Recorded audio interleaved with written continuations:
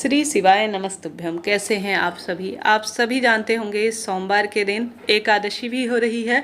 आपको बड़े सरलतम तरीके से अपने घर पर तुलसी का उपाय और अन्य उपाय जो कि खास तौर पर इस दिन किए जाते हैं उन्हें करने का प्रयत्न करना चाहिए। जो नियमित रूप से गुरुजी की कथा सुनते हैं उन्होंने यह बात जरूर से सुनी होगी कि कई सोमवार के और कार्तिक एकादशी के गुरुजी ने उपाय बता रखे हैं, उन्हीं का सम्मिश्रण इस वीडियो में है, तो ध्यान से सुनिएगा। गुरुजी कहते हैं सोमवार को जब कार्तिक माह पड़े तो आप सभी को आवश्यक रूप से माता अशोक सुंदरी के स्थान पर एक बेलपत्र कार्तिक सोमवार का भाव करते हुए, अपनी मनोकामना कहते हुए, अपने रोग कर्ज या जो भी कामना है वह कहते हुए आपको एक बेलपत्र माता अशोक सुंदरी के स्थान पर समर्पित करना है और एक शमी पत्र आपको शिवलिंग पर समर्पित करना है। ठीक है, आपको सरलतम तरीके से यह कार्य करने का प्रयत्न करना है। घर का मंदिर हो या महादेव का मंदिर हो, इच्छा आपकी है। सरलतम तरीके से आपको कहीं नहीं जाना।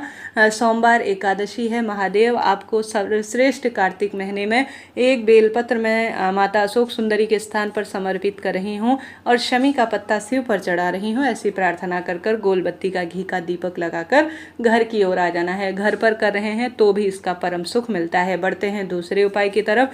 यह उपाय खास तौर पर स्वधा स्वधा स्वधा कहते हुए एक लंबी बत्ती के दीपक का है, जो कि कहीं नहीं जाना, अपनी घर की रसोई में आपको करना है। घर की रसोई में आप सभी को अपने पितरों का स्मरण करते हुए, आज एकादशी तिथि का भाव करते हुए, सुंदर प्रेम पूर्वक एक लंबी बत्ती लेनी है। इस महीने दीपदान का अद्भुत सुख कहा गया है और एकादशी हमारे पितरों को भी सुख प्रदान करती है। तो आप सभी को क्या करना है कि एक दीपक लेना है, आटे का, मिट्टी का, जैसा भी है वह ले लीजिए। उसमें आप लंबी बत्ती रखें, घी भरें और दक्षिण दिशा की ओर इसका मुख करें। आज एकादशी का दिन और सोमवार की तिथि मेरे पितरों को भी सुख प्रदान करे, ऐसी प्रार्थना करते हुए अपने घर की रसोई में आपको लंबी बत्ती का दीपक प्रज्वलित कर देना है। ऐसा करने से पितर तृप्त होंगे और आपकी कामना सिद्ध होगी। वैसे भी कार्तिक महीने में पितरों के नाम से किया गया दीपदान बहुत अधिक सुख की प्राप्ति करवाता है। दोनों उपाय आप एक साथ कर सकते हैं। सुबह शाम जब भी समय मिले तभी कर लीजिएगा, कोई चिंता टेंशन की बात है ही नहीं। तो यह दो उपाय हो गए। बढ़ते हैं तीसरे उपाय की तरफ।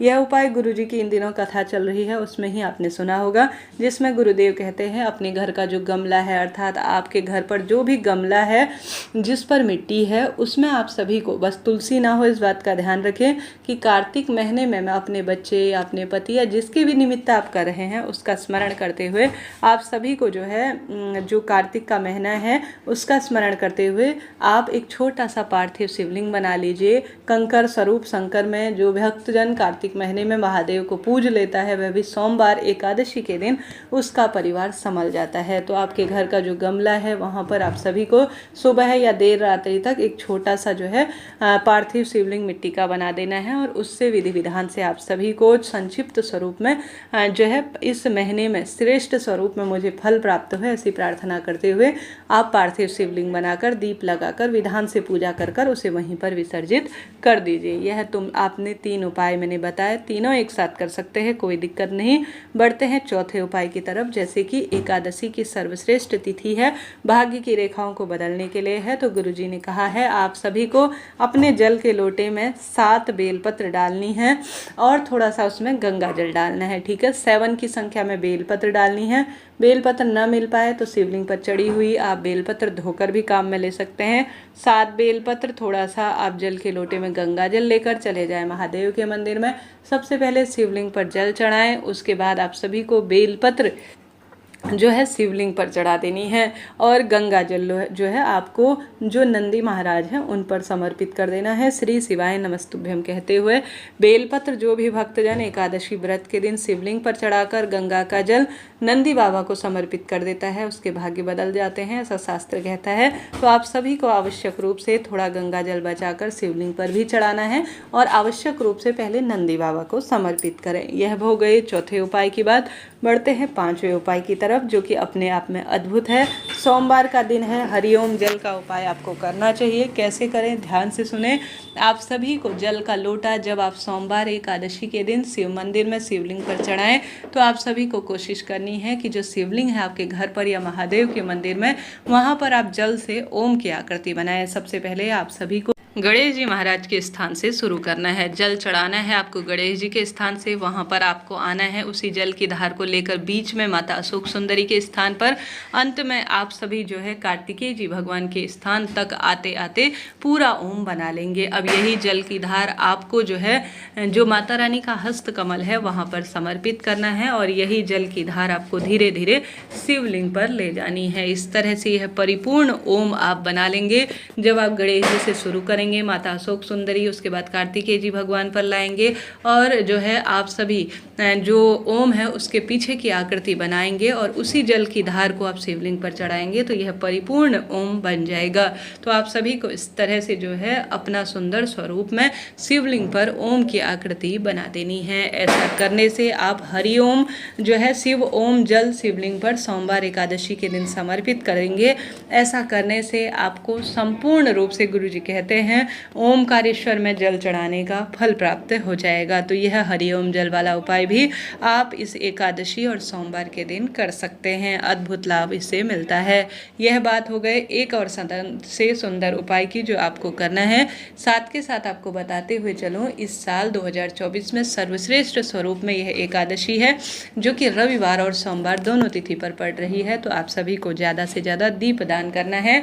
आप सभी को बेलपत्र वृक्ष के नीचे दीपक लगाकर आना है। घर के दरवाजे पर दीपक लगाएं। पीपल वृक्ष की जड़ में श्री शिवाय नमस्तुभ्यम ओम नमो भगवते वासुदेवाय कहते हुए दीप लगाना है। शमी, आंवला, बड़, पीपल, बहता हुआ पानी, घर का दरवाजा, तुलसी माँ, इन स्थानों पर अगर आप दीपक लगा देते हैं तो रोग दोष कष्ट संकट पीड़ा से अपने आप ही मुक्ति मिल जाती है। तो यह कार्य करके देखिएगा। भाग्य की रेखाएं ऐसी प्रबल होंगी कि आप देखते रह जाएंगे। तो अपनी इच्छा शक्ति सामर्थ्य अनुसार यह कार्य करें। साथ के साथ शिवलिंग पर श्री शिवाय नमस्तुभ्यम कहते हुए 108 आप आवश्यक रूप से चावल के दाने समर्पित करते हैं या 108 बेलपत्र समर्पित करते हैं कार्तिक महीने की सुंदर सोमवार और एकादशी के दिन, तो भाग्य की रेखाएं प्रबल होती हैं। साथ ही आप सभी महादेव को सुंदर बेलपत्र की माला समर्पित कर देते हैं। यह श्री नारायण के गले में बेलपत्र की नहीं, आपको यहाँ पर तुलसी की माला का प्रयोग करना है, वह समर्पित कर देते हैं। श्री नारायण को तुलसी घिसकर आप सभी तुलसी की लकड़ी को घिसकर हरिचंदन समर्पित कर देते हैं। या आप सभी जो है विशेष तौर पर तुलसी की लकड़ी का दीपक आप श्री नारायण के मंदिर में समर्पित करते हैं या अपने घर के मंदिर में समर्पित कर आते हैं तो अद्भुत सुख की प्राप्ति होती है। 2-3 उपाय भी एक साथ किए जा सकते हैं किसी भी मनोकामना के लिए। कोई ऐसा नहीं कि मुझे इसी मनोकामना के तहत यह कार्य करना है, नहीं, आपका जो मन हो, जो बात हो, उसके तहत या समर्पण की भावना से भी आप प्रभु का चिंतन कर सकते हैं। इस तरह से आप सभी को कार्तिक सोमवार एकादशी के दिन इन श्रेष्ठ कार्य का करने का प्रयत्न करना चाहिए। ऐसा करने से जीवन में दुख दरिद्रता विपदा कष्ट संकट पीड़ाओं का निदान होगा और बरकत बनी रहेगी।